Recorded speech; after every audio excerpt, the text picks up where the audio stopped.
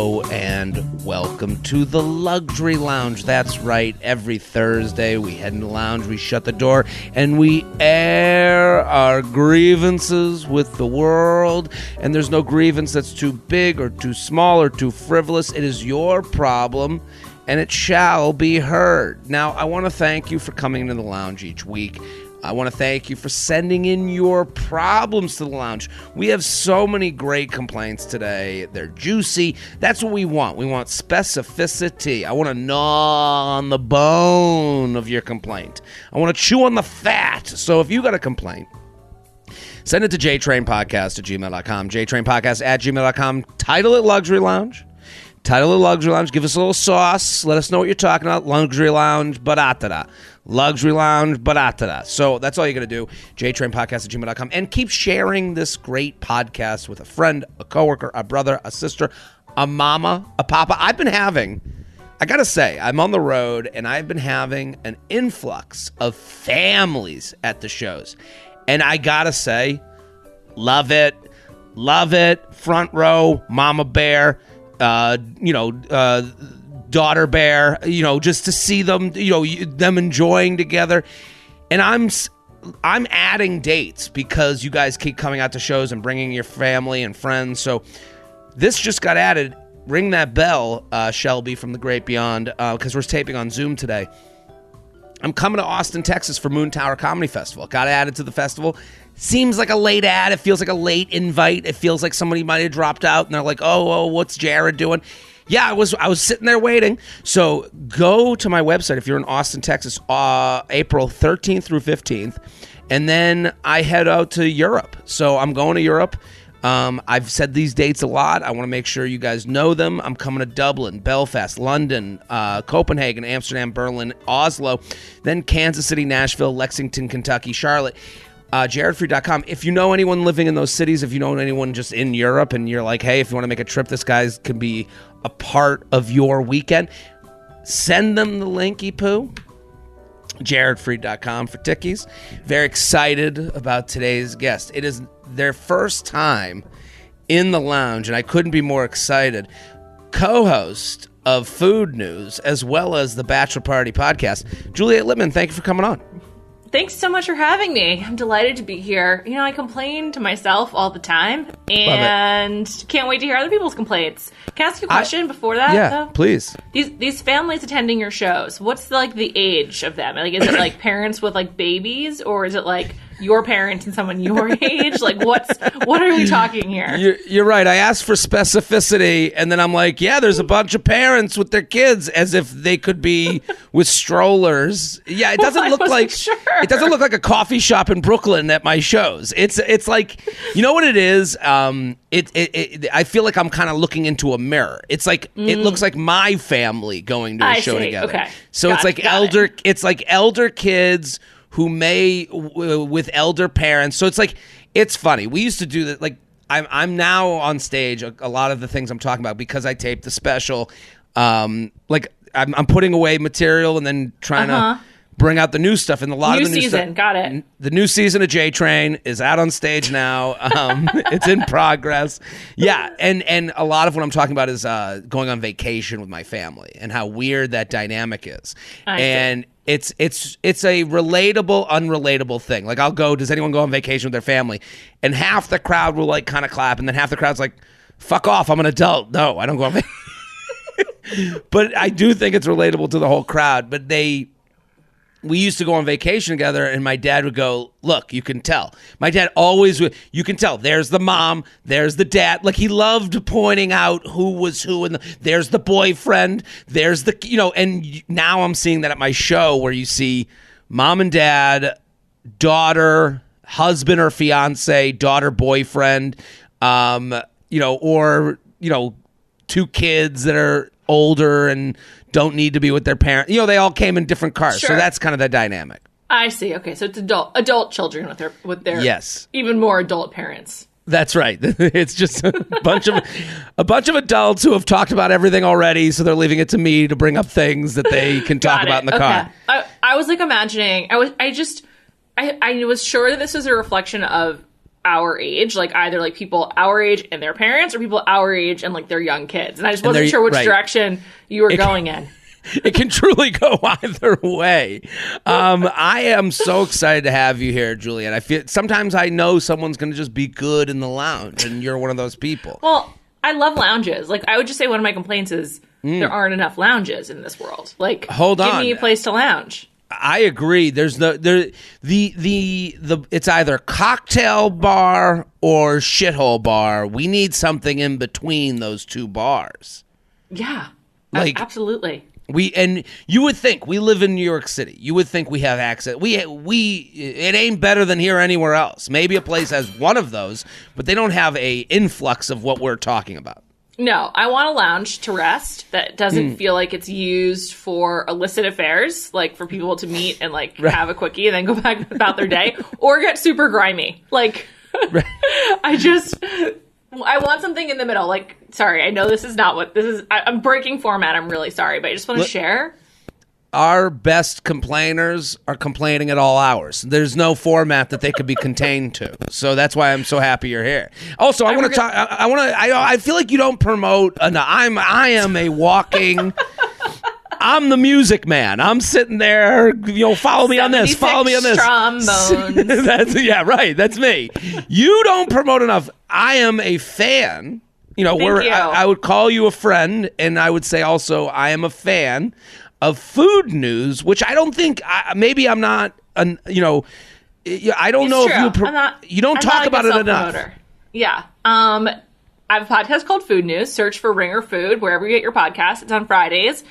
My co-host is my good friend David Jacoby, and it's exactly like it sounds. We go over news about food, like a lot of food heists, like someone stealing $500,000 worth of king crab or 30,000 Cadbury cream eggs, or, like a new flavor, like Starbucks trying to feed you olive oil coffee, which sounds disgusting. We go over the news. And then we do a taste test. We taste different things, new snacks, new phenomena, all these different stuff. That's the most controversial part of it. I don't know if people like hearing people chew. I like the taste test, but here's my note for the show. Okay. You need like an Amazon wish list or something of that ilk that I can go immediately on your Amazon page and buy it. So interesting. Because I want to be able to get whatever you're doing right away. Like I literally, and listen, I will say, like I am a podcast listener. I love the you love the format. The format, it just fits my life. I've been listening to podcasts. I've been listening to talk radio my whole life, as I've said many times here. With this show, I listen, and when I listen to you is usually when I'm heading on the road or coming back from the road. You're usually like, it is a perfect Sunday listen. Thank you. Crucially, it's only 30 minutes. Only 30 minutes long. Maybe like a tad longer sometimes, but it's timed. It's supposed to be just a quick meal. It's a quick meal. Yeah, it's a quick lunch. It is, and some people say, oh, it's 30 minutes, and then it's like 45. No. You guys actually time the episode. There's a timer. There's a timer. We have to keep it moving. Right. So I love that because it keeps you honest, and most podcasters love the sound of their own voice. I'm me, myself, and I are one of them. So I love the format. I love you and Jacoby together. I want everyone to go listen to Food News because Juliet doesn't talk about it enough. So I'm going to talk about it for her. I reveal something completely insane at least once an episode. Like it just happens. Jacoby and I. When I'm with Jacoby, for some reason, so credit to him, I just, like, will admit basically anything. It's like being around him is, like, truth serum for me. And I just say, like, completely insane things. It is very funny to me that once every other week, I'll text you, like, what did you just fucking say? Really? You've never had this? You think I never had Dr. Pepper. I'm 37, and I had my first Dr. Pepper, like, last month. Never having Dr. Pepper is crazy to me. Like they're like, because Dr. Pepper is like one of those curiosity tries. Like it's a soda that you go, it's enough in the lexicon. I mean, it sponsors every college football game. So it's like true. For you not to even go, well, I gotta just see what this is for 37 years, actually shocked me to my core. I think it's because I don't like root beer, and I assumed it was like root beer. It couldn't be anything less like root beer. It's completely unique, honestly. I have no idea what it is. It's also the best diet soda. It was good. It was really good. We tried some new flavors. So it's a fun pod. Check it out. We have a good time. We have some cool stuff coming up too. See, like a great podcast host who's not a good promoter, Juliet getting us off the subject of food news to move on. I will not let us go. Food news, also bachelor party where I am a guest here and there. Frequent guest, a frequent guest to come in to talk. Usually brought in as a Jewish correspondent of some sort. Not always, though. No, can you tell that I'm uncomfortable, like, promoting myself? I'm, like, shifting in my seat. I'm like, let's move on. Listen, let's move on was all I had to hear to keep it going. I was like, let me bring up our other podcast. No, you don't need to promote. You are part of, you run a huge corporation. I'm sitting there like, please somebody listen to me. I understand, like, it is a part of many things that you do. So I want people to go listen to Food News, go listen to Bachelor Jared. Party. You're a pal. Let's get to the complaints. You ready? Okay, I'm ready. Okay, hit the music, Shelby. Jared, he has some problems. Jared, he's got some issues to do. Get off his chest right now. Jared has a lot of issues. Jared has a issue with a lot of things that we can discuss. Can you relate to the problem now? Okay, now, my complaint. I went yesterday. I had a moment where I was like, for whatever reason, my eating has been off lately. My workout's off lately. I feel unhealthy. I'm probably drinking more than I should. I kind of had that moment where I'm like, maybe the month of April leading into Europe, I'll do some sort of a cleansy thing. But yesterday I made every decision I shouldn't have made. And one of the decisions, and I shouldn't really be so hard on myself. I need to be easier. I got to give myself grace. Today's a new day. Is this the therapy lounge or the luxury lounge? This is.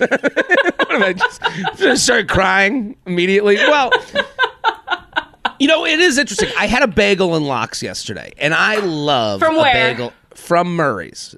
Okay? The Murray's, like in the West Village. It was on 13th Street and that one. So and it's on the way back from taping You Up at Betches. Betches has their offices in the hellscape that is the 24th and 6th Avenue area. Bad area.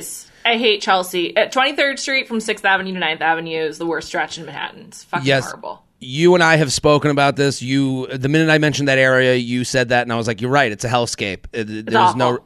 And I walk from there but it's a half-hour walk from their offices to my apartment, and to me, I'm like, that's actually a substantial walk.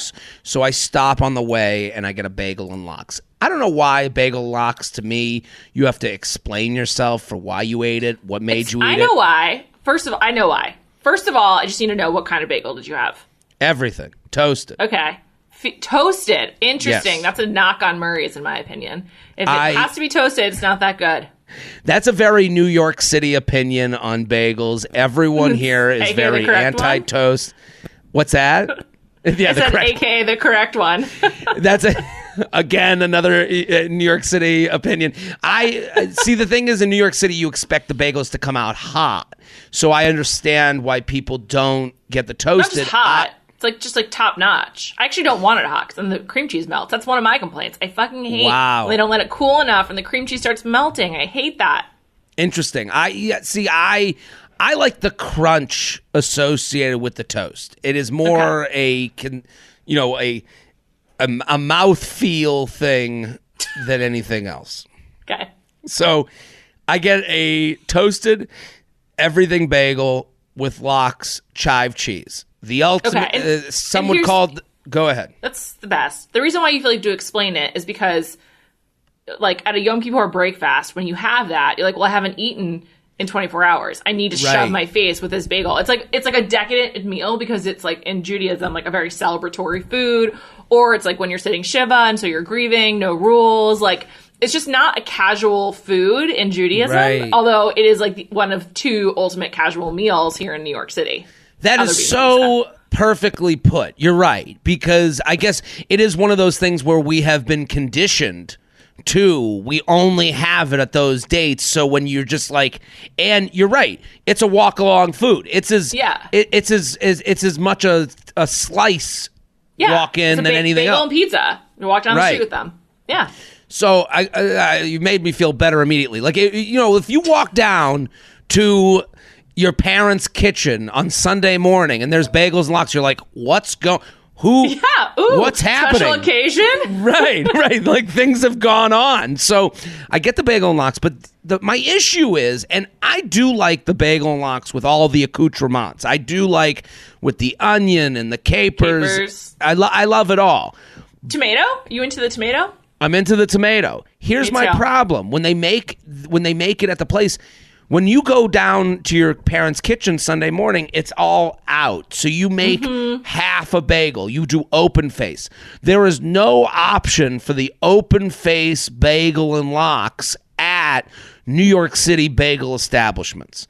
It needs to be an option. Sandwich. It's always a sandwich, and then what you get charged with doing is, now you got to do surgery. Now you have to unlock the bagel. You have to make sure, and it's never the right. When it's a sandwich, they would layer it differently than if they layered it for an open face situation. Right. I want the option, because I'm not a sandwich guy. I'm not going to look down on the sandwich people. I would rather the open face option than the sandwich option. That should be on the menu. I would even pay $1 more for it. What do you think? I think you're describing a different experience. First of all, I want to say, Wexler's in Los Angeles, when you order a bagel and lox, it is served to you, and for staying, like for sitting there, it's on like the tray, and it's open face, and it's great. It's very good. Next time you're in LA, check out Wexler's. They've made a decision. They've made a business decision. Yes. But how are you going to walk down the street? We just said it's a walkable food. How are you walking down the street with your open face sandwich? So I think you're describing like a sit-in meal versus picking up your bagel and rushing off to the subway or walking home or whatever. This is my point completely. Give me the option. Right. Hey, I'm going to take it in. I'll go open face. It's $1 more. Throw it on. I'm cool with that. Sure. I'm willing to pay. Yeah, it's also paying for seating. You're like, I'm paying it for open face, and with that comes the sit down, sit in experience. Right. Listen, if I want to be a crazy person and go open face on the subway, yeah, let me be a crazy person. This is New York City. There's crazier things going on the subway. But Subway eating is a hot topic. Where you can eat when you're around other people and not at a restaurant is a very hot topic on Food News. It is. Well, it's a very New York topic, too. The idea of what can be eaten on the subway and what cannot. If I see I recently had a turkey burger on the subway, and I told Jacoby that on the pod, and I was like, I just have to tell you. And he said it was okay. I'm okay with it as well, but it is this again another shocking moment in Food News history. I never saw this from you, Juliet Litman. It was 3:30 p.m. I was having a kind of very frenetic day. I hadn't had lunch. I was in a rush. There weren't that many people on the subway, and I was near a Westville, and I was like, I'm just what can I get at Westville that I can bring with me? So I got the turkey burger. Shout out to my friend Aaron who works at Westville. I am a big fan of their product. Love. They have the best healthy sides in New York. Absolutely. There's no question. The market plate dinner is probably the healthiest thing you can order in. Right.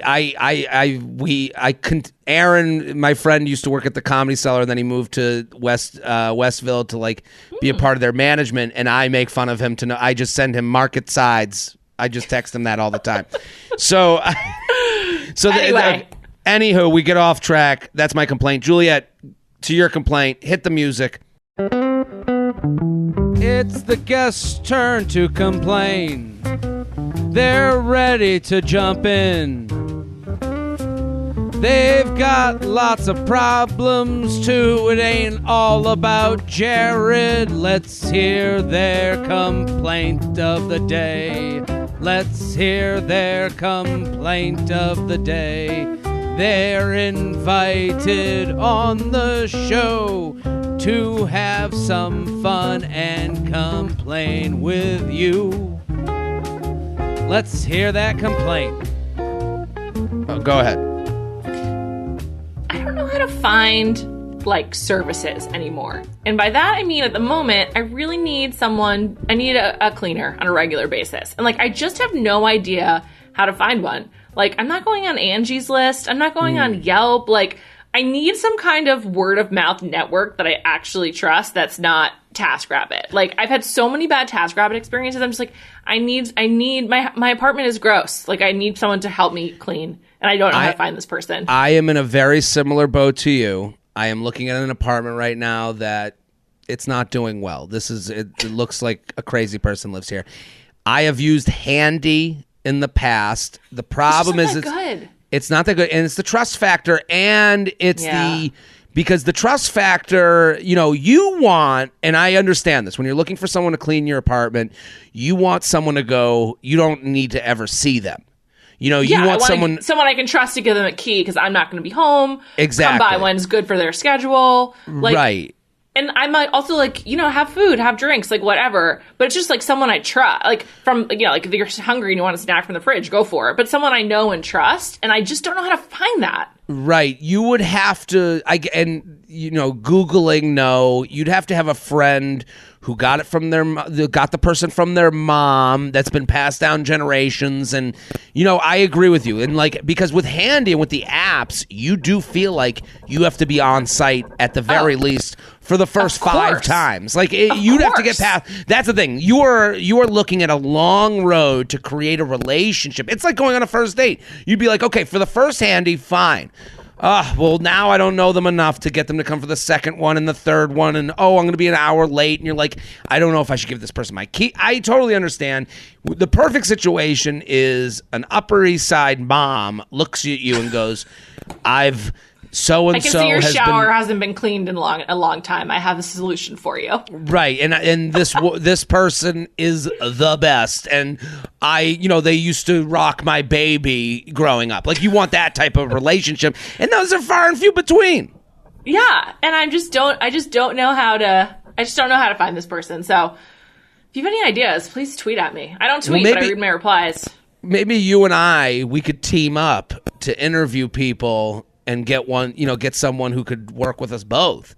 And now we are we become a stronger buyer. Sure, yeah, we can just see what we can do. But also, I'd be happy to share off weeks. I don't know. It seems like that could really work out. But I just think it's too hard to as I said, find services. Let's get to the complaints. Okay. Go ahead. I'm exasperated. I'm exasperated by my own complaint. You do seem exhausted by this process. I have to say, this is really vexing you. This is real, man. I've been thinking about this for months. I'm with you. I do Handy, but I'm in a lucky position where I'm like, I'm home. I whenever I do it, it's the day before and it's just very one-off. And I agree with you. You want the relationship. You want this person is the cleaning person. They love their job. I'm paying them well. We're all happy. And it's a long road to that. I think it's the equivalent of finding a new person to be in a relationship with. I think of them on the same level. Absolutely. Let's say the dirty secret out loud. You may have thinning hair. Good news. You're not alone. 80 million men and women in the U.S. experience thinning hair. Nutrafol is the holistic solution for healthier hair and whole body wellness. I gotta say, Nutrafol has been a sponsor for a while, and way back when, I sent it to my mom, and my mom loves it. She keeps hitting me up. I'm like her pusher. She keeps cutting me. She loves it. She loves the way her hair is feeling. She loves what it's doing for her, and I think you guys are going to love it as much as she does. Nutrafol multi-targets the root cause of hair thinning, including stress, hormones, nutrition, metabolism, aging, and lifestyle by improving whole body health. Nutrafol has multiple unique formulas for men and women to provide exactly what they need based on their biology and age. Every formula is physician formulated using natural medical grade ingredients for reliable results. In clinical studies, 72% of men saw more scalp coverage and 86% of women saw improved hair growth after 6 months. Nutrafol is trusted and recommended by more than 3,000 top doctors.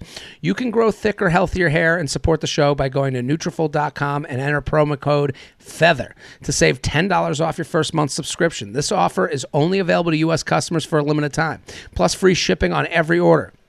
Get $10 off at Nutrafol.com/men, spelled Nutrafol.com, promo code FEATHER. Stop choosing between wearing something cute or wearing something long-lasting. With Rothy's shoes and bags, your look will be chic and sustainable. Rothy's are durably designed so you can keep them in your closet longer. Just pop them in the washing machine when they need refreshing. I wear them. I love them. I have washed mine. They look brand new. I have the camo driver shoes. They look great with anything. You can wear them up. You can wear them down. It doesn't have to be a big event. It can be. It's just, I love them so much, and they're so right out of the box comfort. No, wear in period.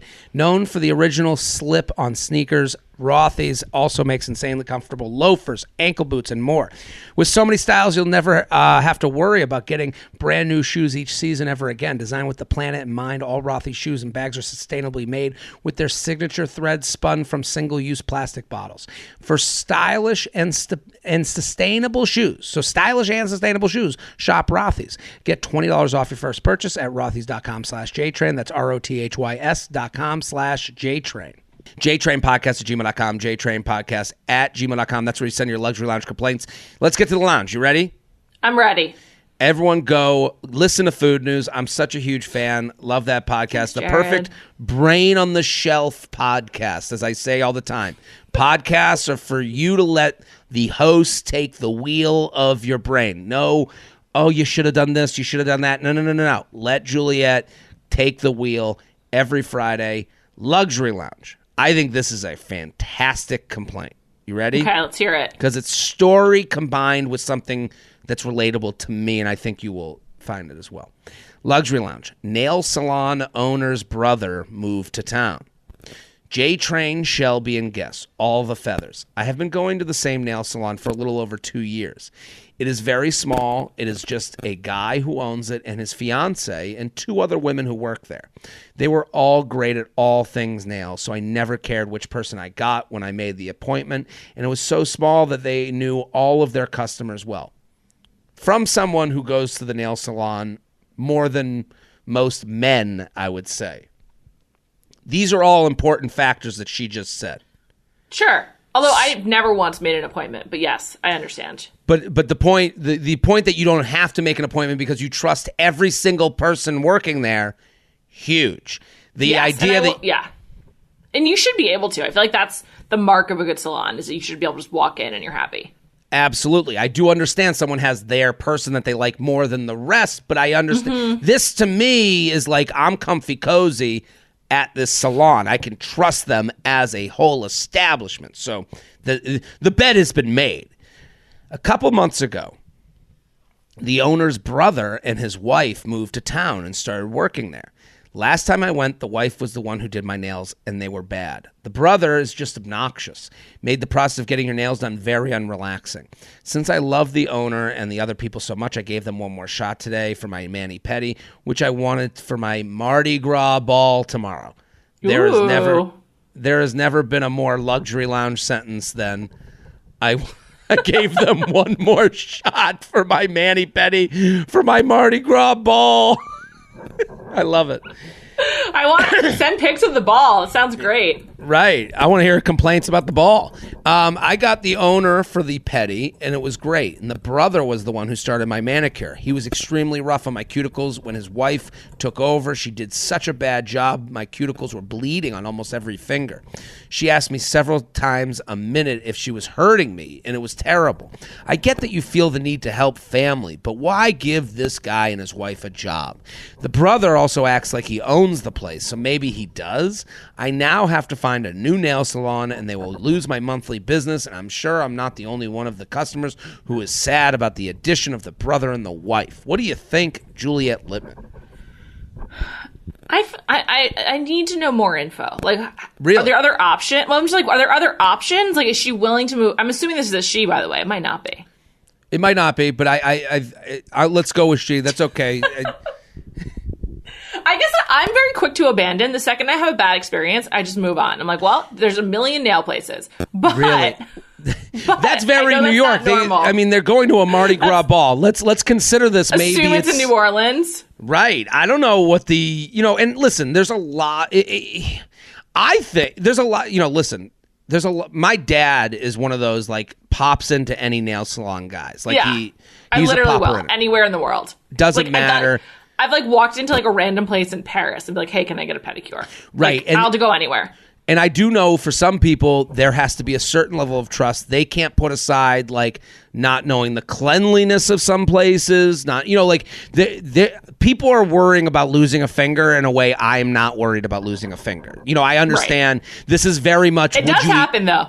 It does happen. But that's the thing. Your ability to put aside the finger loss idea is how likely you are to pop into nail salons. So because I think everyone, when you go to get your nails done, mani-pedi, you do have that thought, is this the place that has bugs and fungus and shit? Is there a fungus among us, this nail salon? Thank you. And then but it is a thought, and it's like if you can get that thought out of your brain in 7 seconds, you're more likely to go to a lot of places. If you can't, you choose one and you go, this is it for me. Hard commit. So, but I will say this. I don't think there is a place that is more socially awkward than the nail salon.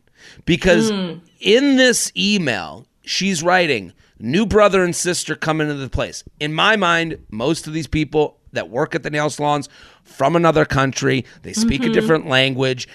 And everyone who goes there feels this weird awkwardness. Do I deserve a mani-pedi? Should I be taking an hour away from life? Do I need this spa treatment? You have somebody working on your feet and hands. You're not sure how much they make or where they live or what the arrangement is. There have been articles written where they're like, and we all have kind of read the article, then felt uncomfortable, then kind of, then had this moment where and I'm revealing a lot of the insecurities I have. You go. There's just a very uncomfortable power dynamics. Like it's very unequal, and I think there's also a lot of assumptions about like the type of work. But because I think that also part of that is like you view it as like a job that someone has to do because they've moved to the United States or whatever. It's not really a job that I think about someone like having a passion for, but that could be completely incorrect and really rude of me. Right. It's as equally offensive to assume that than to not have that thought at all. And then it is because I watch people at the nail salon. When I go, you do notice that there's this like everyone's on tippy toes. Nobody's stomping. Very rarely is someone stomping around. I'll take this. Maybe my mom is the only one that stomps around a nail salon. But so when I hear that brother and wife are new to the salon, like you go, and I always assume this option is better than another option that they had in their home country or something. There's opportunity here. People don't do things to be worse off, in my opinion. But I do understand where the brother and wife walk in, you go, I feel awkward because this must have been something where they're doing them a favor and now I'm leaving here. So I understand how horrible this feels, not just to lose a place you trust, but to also go, am I taking away bread from the mouths of a family? Sure. Yeah, it's crappy. It's also like if you're a regular and they know you, they're also going to notice if you're gone. It's not like it's just no one. You just like not just the financial aspect of it, but there is like a relationship piece of it too. It's kind of sad. Here's what I would do. I think I pull aside the people I like. Hey, I don't. That might be tough. The language barrier. Insane. That's crazy. I think maybe you could ask some questions. I would say ask some questions about how do you like having so-and-so around, or how's it going? Try to get a vibe check before you intervene. Would you write a well done Yelp review that included entrance of the brother and the new wife have made it so I had to leave. Because to me, I'm not like a Yelp reviewer, but I'm like, this has such specifics to it that you could be sending a message directly to the guy where you're like, here's the exact reason, and it has nothing to do with a business that I enjoyed. I think activist Yelpers are among like the lowest form of human. Like absolutely not. I think you just got to take it. I think you just have to I think this person has to view their relationship with their nail salon as forever changed and just accept it. Like, I just feel like if the assumptions we're making are correct, like this is like new to the United States and, you know, still finding their footing. Is it really worth your own like nail experience to like set that on the wrong path? It's really not. So it sucks, and I feel for this person, but that's just the way it is. Juliet Litman, a captain of capitalism. I love it. Take your business elsewhere. JTrain podcast at gmail.com. JTrain podcast at gmail.com. Public humming. Ooh. Dear JTrain, I'm writing to you from a busy cafe with lots of background noise, which is perfect for studying. However, about 10 minutes into my study session, a man sits a stool away from me, hunkers down with all his study material, and starts humming in a low, deep voice hum that cuts through all the background noise. Humming a unique tune in a public place that is already hustling and bustling with its own music is the absolute most annoying habit any human can have. If you want to hear yourself hum, go home. There is no talent caster for Broadway here. I'm too chicken to ask this stranger to stop, so now I need to find another spot in this very nice but busy cafe. Thank you for providing a safe space to air our grievances. P.S. Now he's singing softly, which is worse. What do you think, Juliet Litman? I've learned a lot about this person from this question. So they like a very specific kind of background noise. They basically like the anonymity that comes with studying at a cafe.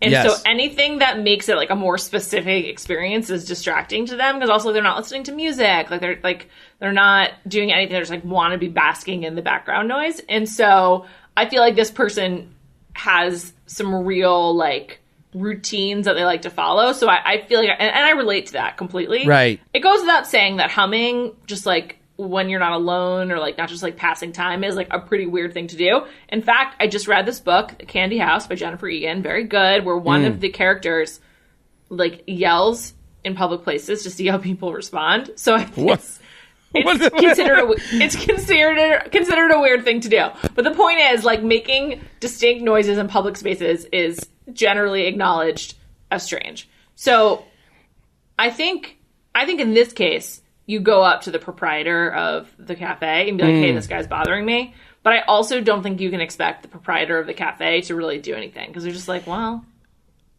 Listen, I think this person is right. It's annoying. I think to me, if you're humming in public, it's a grab for attention. You have no one to talk to. You're looking to get people to like, look, oh, I know that song. Are you singing that song? Like, it is a really like low stakes way of getting someone to talk to you. And I think this is because I am a lot like this person. I love the din of a cafe. Like, I love me too. The background. Same. I can't read well. Like, I can't do work with headphones in. Like, I have to have them out. I have to be like focused, but I also don't want complete silence. So I understand that. This person humming is the equivalent of him shoving headphones in my ears to listen to the music that he wants me to listen to. And I do think this is a man-female thing. This is a man who's looking for women to talk to him. I do think this is interesting. Subtly, it is a pickup maneuver. Couldn't it just be a really weird person, like, who's just like, yeah, this person's a weird man. I'm saying, like, this is I know, but interesting. So it's a pickup. That would never occur to me. As if I were like sitting near him, I'd be like, can this guy shut up? But interesting. I just want to say, a couple days ago, I had a train ride. So I went to the Moynihan train hall for a couple hours early, because I wanted to have chopped for lunch, and then I had to do some work. So I just like sat there. It was a very interesting cross section. What did you think? For the listeners at home, if you're not in New York City, they've taken the Amtrak and they've moved it to this new, very luxurious looking, very, very food hall-y type of area called the Moynihan Train Hall. It's the former U.S. Postal Office, and it is big, and I would consider it luxe compared to where they came from. Right. And they're really focused on keeping it that way. There's like security everywhere. It's kind of crazy. Right. I had a great time. It was like, I was like, there should be more of these. It is like a good place to do work, honestly. They have like healthy options. There's also a bar. Like, it's like a good bar. I've recommended it to people. It's like a good place to meet. The bar is great. The bar is actually, and as far as like you want a bar that has like the din that we're talking about, that bar has that din going on big time. Like it is like and space. Things are moving. Yeah, it is. There's energy in a bar that you wouldn't expect energy to be had. I would basically the only place in like general Midtown that I think is like worth going to. Like honestly, I don't have any other suggestions. If you're near Madison Square Garden or Penn Station, this is the only place worth going to. Well, it is actually the perfect place to get drinks before a game. Like if you were like, because I don't want to go to Brother Jimmy's or whatever Brother Jimmy's has become. No, I would much rather around there. That bar is actually the perfect pre-Rangers Knicks bar if you were going to do something like that. It's also a great weeknight date bar. Like first or second date, like let's just grab a drink. It's great. Totally agree. Never would have thought about it for it. I will say this about the Moynihan Train Hall. The most insane thing about that Amtrak train hall is the size of the schedule that they put up. It is so small. They only have it on small TV screens that are like 5 feet wide, when above it is a 30-foot screen that is just promoting Chase Bank. And you're like, wait a minute. Man. Capitalism. Yeah, right. You gotta give bigger space to the people who are paying. I forgot who I was talking to. Capitalism Litman. I forgot. But isn't it weird? Why isn't it bigger? I think they are doing everything possible to discourage large crowds from assembling in the middle. Like, it's weird. It's weird in there, man. And they are trying to do everything to make it not like Penn Station. And so far, it's worked.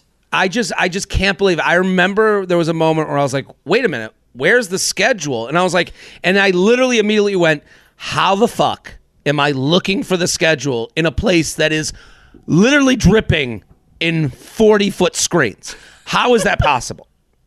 To get back to this person with the humming, I'll just say one thing. If I was next to someone humming, here's what you do. You start singing with them. Wow, they'll stop right away. I would just leave. I'm quick to leave. Can you tell? Oh, right, you're out. You're a flight. I'm a fight. If they're like, oh, the live long day, I'll be like, oh, the live long day. You know, like I would start with them. That is such an unlikely thing to happen. You both would be kicked out. I don't think that's good advice. I just think that sounds really bad. It's very Curb Your Enthusiasm that both of them would be just singing face to face by the end of that scene. JTrain. Neither of you are picking up any women that way. No, just two guys alone. JTrain podcast at gmail.com. JTrain podcast at gmail.com. Here with Juliet Litman. Go listen to Food News. Go listen to Bachelor Party. Fantastic podcast. Luxury Lounge. I hate printing shipping labels. I couldn't agree more. Jared, love all your stuff. I listen to you up, JTrain. Have seen you a few times live in San Francisco. Thank you for letting me get this complaint off my chest. I'm currently driving to FedEx to print shipping labels. I mainly do all my shopping online. A, since COVID. B, it's way nicer to try clothing on in your own home instead of the harsh dressing room light. My complaint is that if a company says it offers free return shipping, they should include the return shipping label with the original package. So many websites offer free, easy return shipping, but more often than not, I have to drive somewhere to print the return shipping label, which entirely defeats the purpose of hassle-free shopping. Who even has a printer in their house anymore? If a company offers free return shipping, they should take care of the printing as well, or at least they should specify if you have to print yourself so I can stop shopping at those places. I'm so done printing labels. What do you think, Juliet Litman? I completely agree. And the only thing that's worse is when you get the barcode in the email and then you have to go to the United States Postal Service for them to scan it and then put it on. So you have to wait in line at the post office for that. It is horrible. I completely agree. The return system is getting wonky. And first of all, a lot of places are not giving free returns anymore, J. Crew. Right. And that pisses me off. I love J. Crew. Put on notice. Yeah. And yeah, I completely agree. I will say I bought a printer, like, not only, but in large part to facilitate my returns, because I agree, it's like such a fucking hassle. Here's what I also hate. The idea that I'm taping it on. Not only do you need the return printed, but you need have adhesive. You need adhesive that you need, and you basically have to hope and pray that FedEx Kinko's or wherever you're going has a station where they give you this stuff for free. You have to, and I just think, and I agree with you, when these companies used to be, they would feel lucky you were buying online from them. They would be like, we'll do anything. We'll make sure that, I remember there's a company that they would say it was an easy tear off for the bag. And then if you returned it, the bag had adhesive. Some places still do that. Why? That should be the minimum. That should be every single place. The idea that it exists and you're serving a clientele that is not my parents. It's not our parents. Maybe it's our parents every now and again, but the clientele is now us. You have got, who's buying. We don't have printers. We don't have tape. We don't have a drawer in the kitchen with all this garbage, Michael's stuff from Michael's that our parents used to have. The generation you're dealing with. So you are knowingly ignoring the generation that you are serving, that's what bothers me most of all, is like they know who they got by the balls. Absolutely. In the pandemic, people were like, yeah, buy online. And so they gave a lot of free shipping. Now they're pulling it back. Here's the only thing I would say. I feel like if capitalist Litman was getting into e-commerce, I would only make returns difficult if you bought two of the same item in different sizes. Because then one is coming back, right? So you're buying, you just don't know. So I would encourage people to not do that. I didn't know this about you. I didn't, Juliet. I had no idea we were dealing with a shark. This is unbelievable. I think I'm a little bit too sympathetic to the man, is what's happening here. But you're big, you're big pharma. This is crazy. Also, I like running errands, so I am slightly partial to the fact that I like to run errands. But another issue that I bet this person's running into, some of the places in my neighborhood, they charge you to drop off for UPS now. It's like $1 if you want to leave a package there for UPS to pick it up. So it's like even if it is free returns, actually not. Like I have to pay a fucking $1 to walk into a store for 10 seconds. Right. Like, it's so annoying. I guess there's a theme to a lot of my complaints lately is that I want the menu offerings. I want SKUs. I want more SKUs of return options. Like right now, to me, what you're saying is a opportunity for the company. Every checkout should be the XL large situation, because I am between XL and large always. And I'm not sure. They have the sizing chart, but I don't know I don't know. I just want sizing charts never ever work. That's ridiculous. And I'm sitting there with like a ball of yarn and a stick trying to measure myself. I don't want to do that. So I think there should be an option for we'll send you both and the packaging back. I would pay the extra $2. Like there's a room for an in-between for these companies. I love that. That's great. Right? $2 more. Like, I love quarter more for the large popcorn at the movies. Like, to me, there should be more quarter more options. $1 more will send you the XL along with the L to make sure you like it with the return stuff. Don't worry, you don't need tape, you don't need printer. It should just say that. Give me the option. If you want to say, hey, it's like getting do you want a bag for $1? Like, I know we're charging for bags in certain places. This should be a part. Thing. That's a government thing. They've had to do it. When I was in Vancouver, they go, do you want a bag? And I was like, it is one of those weird moments where you're like, I don't waste money. I don't need it. And then you're like 5 seconds later, you're like, what the fuck was I thinking? I am in need of this bag. Now I'm just carrying this. Just carrying around. So, but I just think that this is a solution that is in the SKUs. And what bothers me is I'm not that smart. I'm medium. I'm average. You're in between medium and large with your smartness. Right. Right. Sometimes I'm a large. A lot of times I'm a small. So in this regard, it's like I just hate the idea. These are tech geniuses. Oh, we've thought of everything. We're creating a community. No, but there is no like normal dudette at any of these companies, I have to believe, because they never have normal bro chick solutions. I know, they always think they're outsmarting you. It's actually just making it like hard to understand. Right. Just make it simple. Kiss. Keep it simple, stupid. JTrain podcast at gmail.com, JTrain podcast at gmail.com, here with Juliet Litman. Go. Food news every Friday. Luxury Lounge, tagged in Instagram giveaways. Ugh. This is very generational. I love this. I'm very upset already. Right. All the respect, all the feathers. My 28 female friend has a fitness account that she is very active on. Oy. There are multiple posts a day. She has a decent following. That being said, I am the complete opposite. I got my first Instagram account this past year only because I found I was missing a lot of life updates from friends and family. Now for the complaint.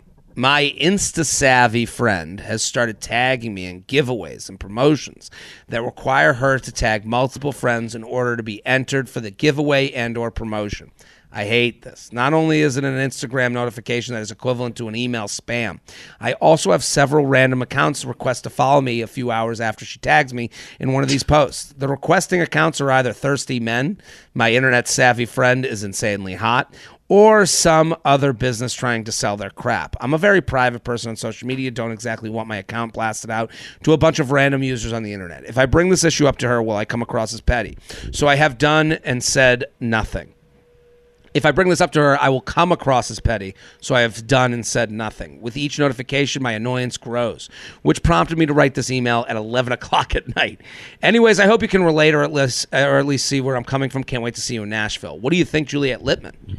That is really, really annoying. Like, it's very annoying. And also, I just object to the fact this person is internet savvy if they're doing this. So I just want to throw that out there. But it's really annoying. I think you can ask them to stop. I do. I think you can be like, please don't or just, yeah. I think there's a way to be like, what are you doing? Also, you can make it a joke, you know, like do you really need to tag me? Just spread their wealth around, you know? Right. This is annoying. I do think what they're saying in their email is this person's savvy enough to know this is annoying, which is why you can say something. You know, so that actually their savviness should give you confidence in approaching this friend. Here's what the most annoying part of this to me is. This person, you are either creator or watcher.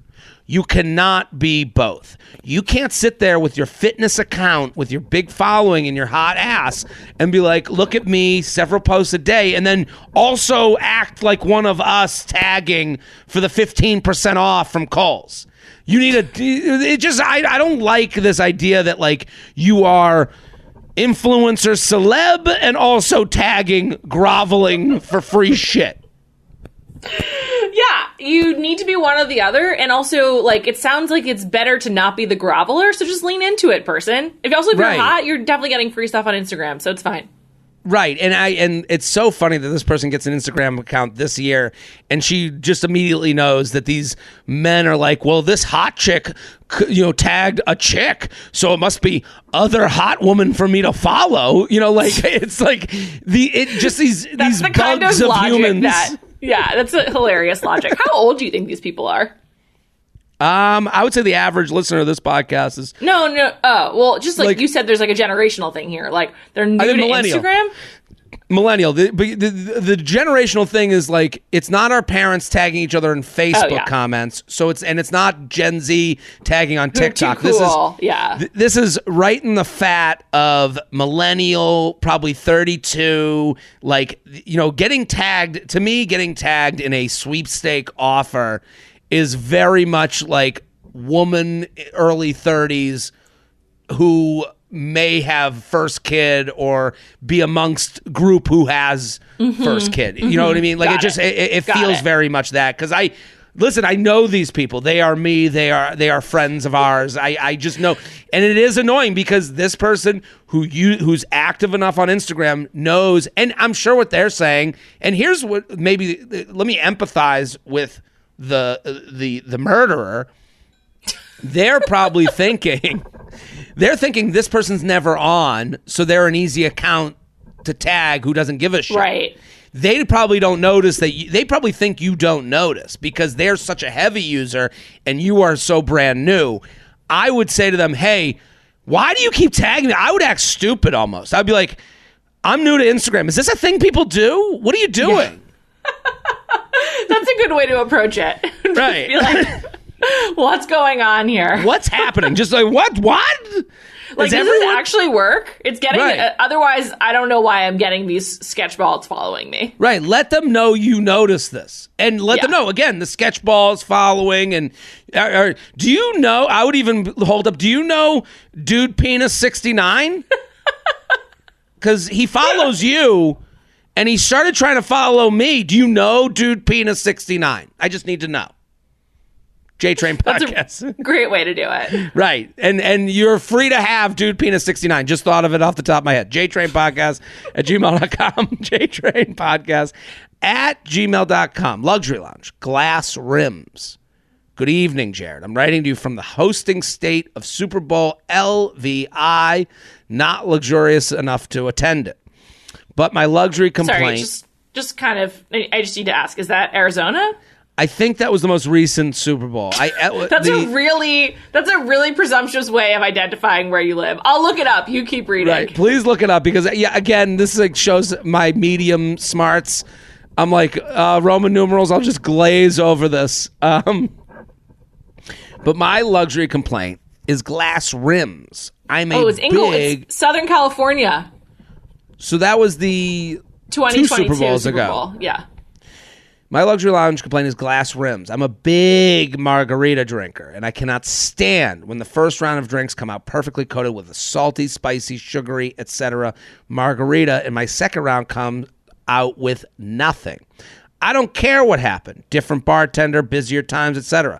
If I order a round beyond the first, I expect all drinks to be made the same as the first. What do you think, Juliet?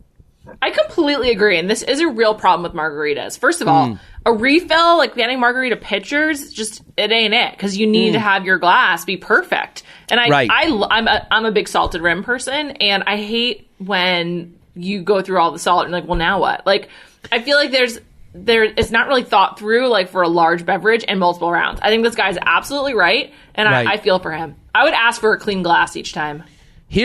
I agree everything you said, especially the pitcher. Like the pitcher, if the pitcher doesn't come with its own rimming station, you should get a rim job with every glass. Like you should be able, and actually in a world where we have like all these Bloody Marys with all the toppings, how great of an option would that be if the pitcher comes out and it comes out with tagine, salt, sugar, straw? You get to make your own rim job. That would be awesome. But I don't think I'd be good at it. I wouldn't be good at it, though. Like, I want a professional to be doing it for me. I'm paying for it. I agree with that as well. I'm saying this is separate with the pitcher. I am a no salt, no sugar guy. I go nothing on the rim. I don't like anything. But salt, yes. I don't like anything. It's just not my jam. I'm not going to yuck someone's yum. I understand why someone would like it. It's not for me. I get it the other way, where if I order a second margarita, now mine comes with salt. All has been forgotten. We need consistency. This is the point of this email.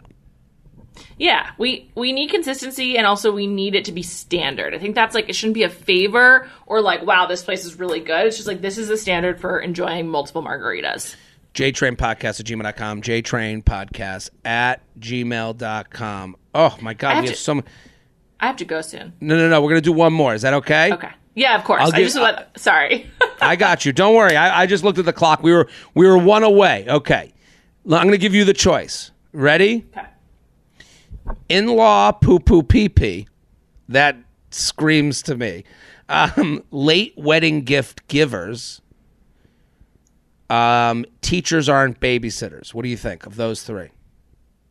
I just say I respect teachers, but I love talking about wedding etiquette. Let's go. Luxury Lounge, late wedding gift givers. Jared, my sister and I love the pod. Send each other luxury complaints on the daily. We feel like this is worthy of a write-in.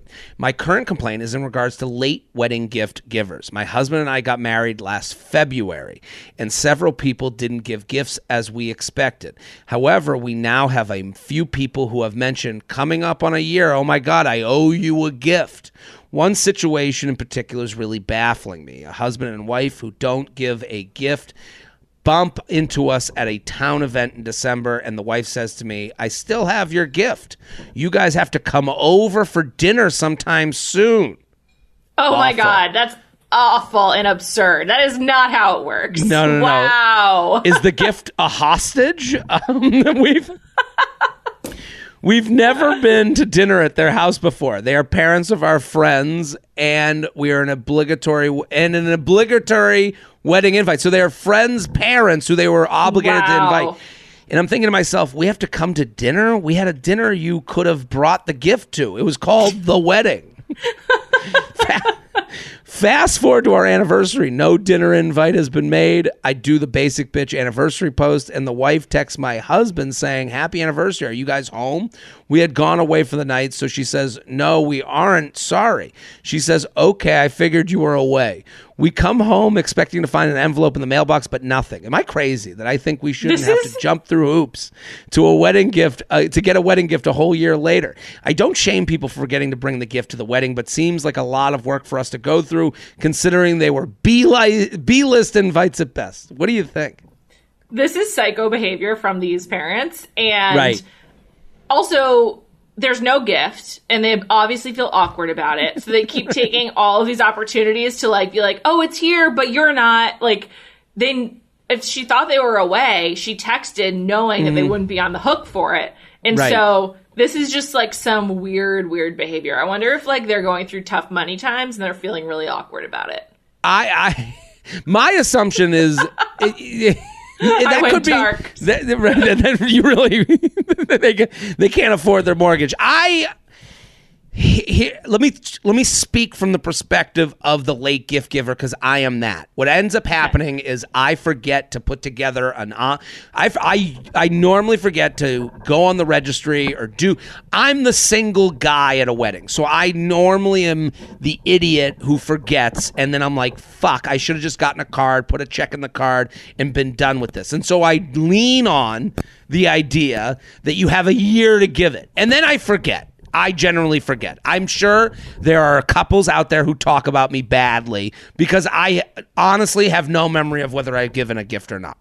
And I don't think people actually track their wedding gifts that closely. I'm sure some do, but I think that's I'm with also you. A little abnormal. But this is my point, actually, because I don't think these people would have even noticed that they didn't get a gift from these people if they didn't keep bringing it up. If they were just like, there's such a thing as like, fucking eat it, dude. You didn't give the gift. Move on. You're not giving the gift. You keep forgetting to give the gift. It's not important to you. You don't give a fuck. Don't make it my social obligation that you are dealing with the mental, fracas that comes with not giving a gift. That's what they're doing to them. Yeah, they're putting it on them. Our gift is that you will be stressed out because we are. Yeah, right. How about your gift is shut the fuck up and we'll take that forever? Yeah, never talking to you again. Let's never discuss this ever again. Let's right, that's our gift. JTrain podcast@gmail.com. Juliet Litman, thank you for coming on to the Luxury Lounge. Thank you so much for having me. I'm sorry that I was so harsh in defending the man. No. You are wonderful. This is the podcast of the man, so to speak. So it is. Listen, everyone go listen to Food News. Go listen to Bachelor Party. I'm Jared Freid. We're here every Thursday. Keep spreading the word. Back next week. Boom.